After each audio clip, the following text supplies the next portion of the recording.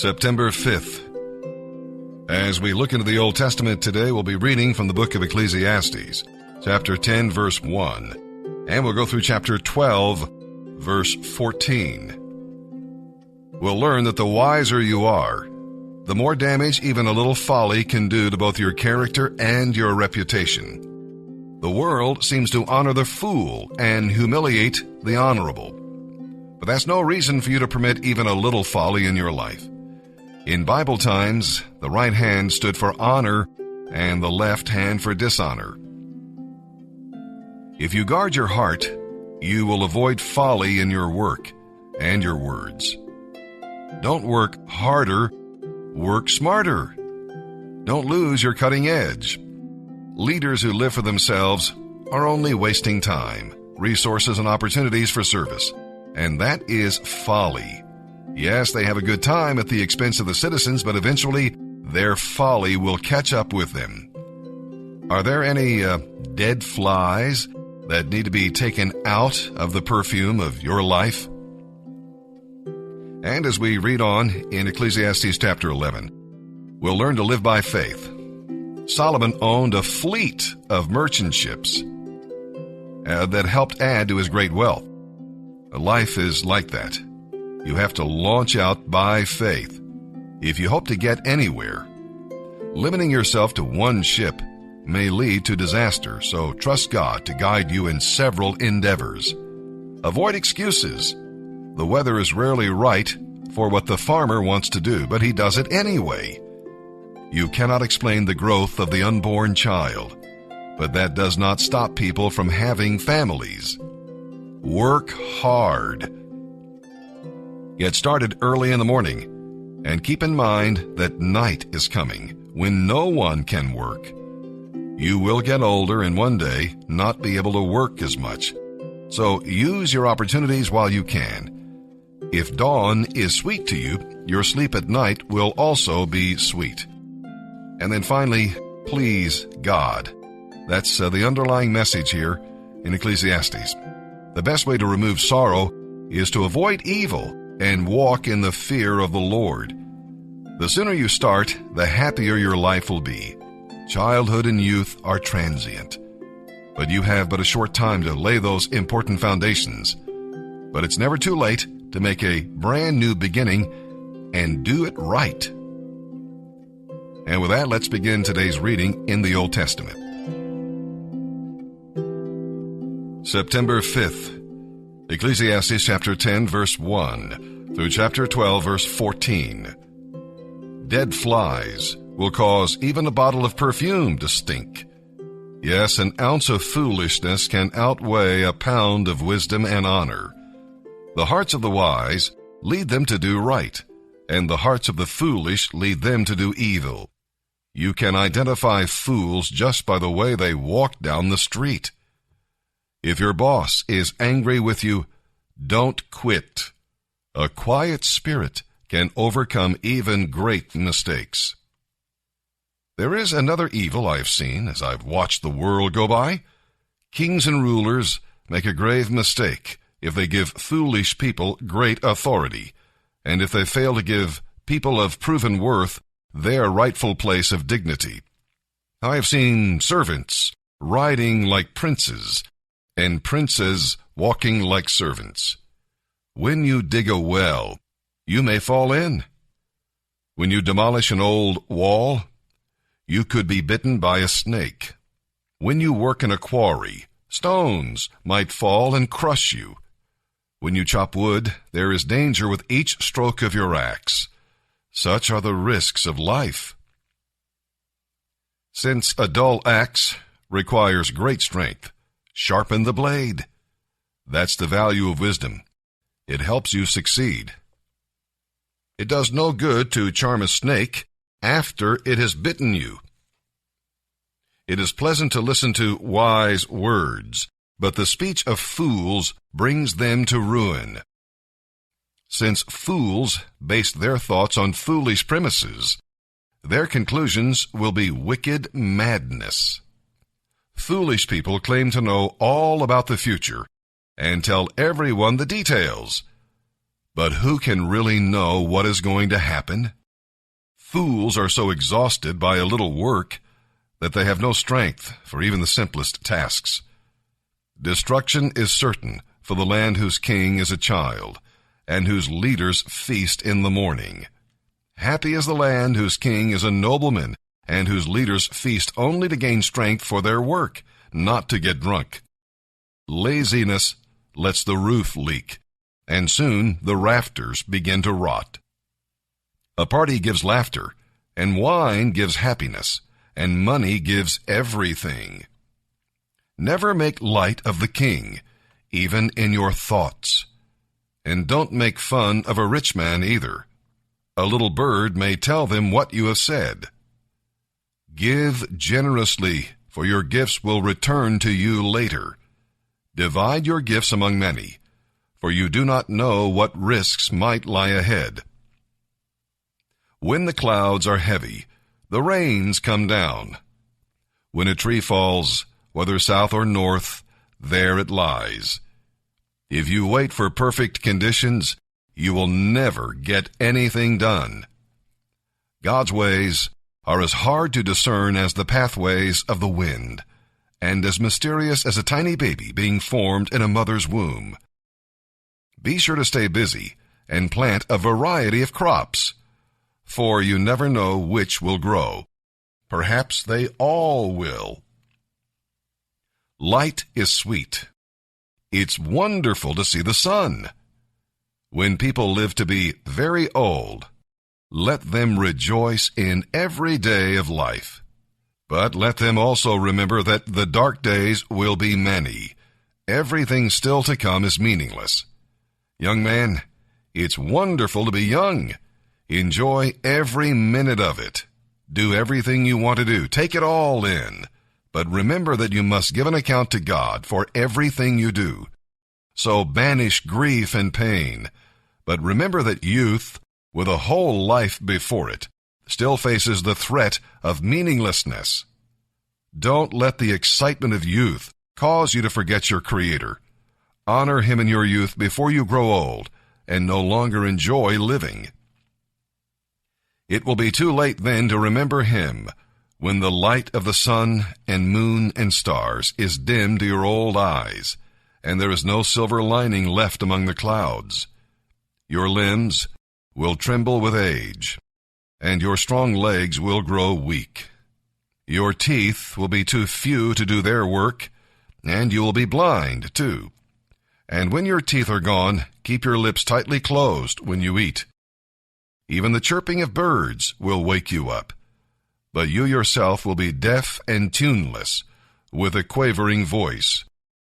You will be afraid of heights and of falling, white-haired and withered, dragging along without any sexual desire. You will be standing at death's door, and as you near your everlasting home, the mourners will walk along the streets. Yes, remember your Creator now, while you are young, before the silver cord of life snaps and the golden bowl is broken. Don't wait until the water jar is smashed at the spring and the pulley is broken at the well, for then the dust will return to the earth, and the spirit will return to God who gave it. All is meaningless, says the teacher, utterly meaningless. Because the teacher was wise, he taught the people everything he knew. He collected proverbs and classified them. Indeed, the teacher taught the plain truth, and he did so in an interesting way. A wise teacher's words spur students to action and emphasize important truths. The collected sayings of the wise are like guidance from a shepherd. But, my child, be warned. There is no end of opinions ready to be expressed. Studying them can go on forever and become very exhausting.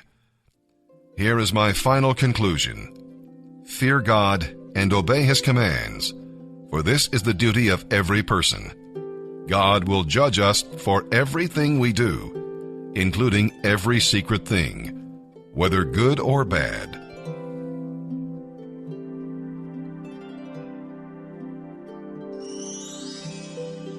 September 5th.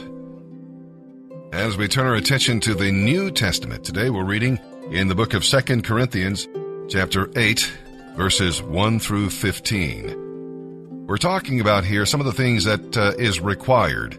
Faithfulness is one thing that's required. Those who handle the Lord's money should be dedicated and faithful, making certain that everyone is honest and honorable. It is a testimony to others. A year before, the zeal of the Corinthians had stirred others to give. Now Paul had to stir up the Corinthians. We must not give to be praised by people, but we must also be good examples before others. If we make promises, we should keep them. And things must be done gladly, especially giving. If you want spiritual enrichment from your giving, you must practice enjoyment and be glad for opportunities to give. Look at God's promises to faithful givers. How can you lose? It was George Sweeting who wrote, "For the Macedonian Christians, giving was not a chore but a challenge, not a burden but a blessing. Giving was not something to be avoided, but a privilege to be desired." And with that, let's begin our reading today in the New Testament. September 5th, 2 Corinthians chapter 8, verses 1 through 15. Now I, Paul, want to tell you, dear brothers and sisters, what God in His kindness has done for the churches in Macedonia. Though they have been going through much trouble and hard times, their wonderful joy and deep poverty have overflowed in rich generosity. For I can testify that they gave not only what they could afford, but far more. And they did it of their own free will. They begged us again and again for the gracious privilege of sharing in the gift for the Christians in Jerusalem. Best of all, they went beyond our highest hopes, for their first action was to dedicate themselves to the Lord and to us for whatever directions God might give them. So we have urged Titus, who encouraged your giving in the first place, to return to you and encourage you to complete your share in this ministry of giving. Since you excel in so many ways, you have so much faith, such gifted speakers, such knowledge, such enthusiasm, and such love for us. Now I want you to excel also in this gracious ministry of giving. I'm not saying you must do it, even though the other churches are eager to do it. This is one way to prove your love is real. You know how full of love and kindness our Lord Jesus Christ was. Though He was very rich, yet for your sakes He became poor, so that by His poverty He could make you rich. I suggest that you finish what you started a year ago, for you were the first to propose this idea, and you were the first to begin doing something about it. Now, you should carry this project through to completion, just as enthusiastically as you began it. Give whatever you can, according to what you have. If you are really eager to give, it isn't important how much you are able to give. God wants you to give what you have, not what you don't have. Of course, I don't mean you should give so much that you suffer from having too little. I only mean that there should be some equality. Right now, you have plenty and can help them. Then, at some other time, they can share with you when you need it. In this way, everyone's needs will be met. Do you remember what the scriptures say about this? Those who gathered a lot had nothing left over, and those who gathered only a little had enough. Psalm 49, verses 1 through 20. Whether you're rich or poor, this psalm is for you because it deals with two important subjects, death and money. Do not boast in your wealth or trust in your wealth, wrote the psalmist, and he explained why. Because your wealth cannot prevent death. When Queen Elizabeth I was dying, she said, "All my possessions for one moment of time." Although money can buy medicine and professional help, it cannot buy God off when the death angel comes to claim you. And your wealth cannot go with you. The dead bodies of both men and beasts turn to dust in the grave, and the rich are not exempt from this end. When a believer dies, the spirit goes to be with the Lord, but you cannot take your wealth with you. However, you can send it ahead as you share it with others in the name of the Lord. And the other lesson we'll learn here is your wealth cannot buy permanent fame. Men praise the rich while they live, honor them when they die, and perhaps hope to inherit a little something, and then forget about them. The rich man can build himself a monument, but he cannot make people remember him. Verse 15 reveals the believer's assurance of future resurrection. That is what conquers death and makes life worth living. Psalm 49, verses 1 through 20. For the choir director, a psalm of the descendants of Korah. Listen to this, all you people. Pay attention, everyone in the world, high and low, rich and poor. Listen, for my words are wise, and my thoughts are filled with insight. I listen carefully to many proverbs, and solve riddles with inspiration from a harp. There is no need to fear when times of trouble come, when enemies are surrounding me. They trust in their wealth and boast of great riches, yet they cannot redeem themselves from death by paying a ransom to God. Redemption does not come so easily, for no one can ever pay enough to live forever and never see the grave. Those who are wise must finally die. Just like the foolish and senseless, leaving all their wealth behind. The grave is their eternal home, where they will stay forever. They may name their estates after themselves, but they leave their wealth to others. They will not last long despite their riches. They will die like the animals. This is the fate of fools, though they will be remembered as being so wise. Like sheep, they are led to the grave, where death will be their shepherd. In the morning the godly will rule over them. Their bodies will rot in the grave, far from their grand estates. But as for me, God will redeem my life. He will snatch me from the power of death. So don't be dismayed when the wicked grow rich, and their homes become ever more splendid. For when they die, they carry nothing with them. Their wealth will not follow them into the grave. In this life they consider themselves fortunate, and the world loudly applauds their success. But they will die like all others before them, and never again see the light of day. People who boast of their wealth don't understand that they will die like the animals. Proverbs 22, verses 20 and 21. I have written 30 sayings for you, filled with advice and knowledge. In this way, you may know the truth and bring an accurate report to those who sent you.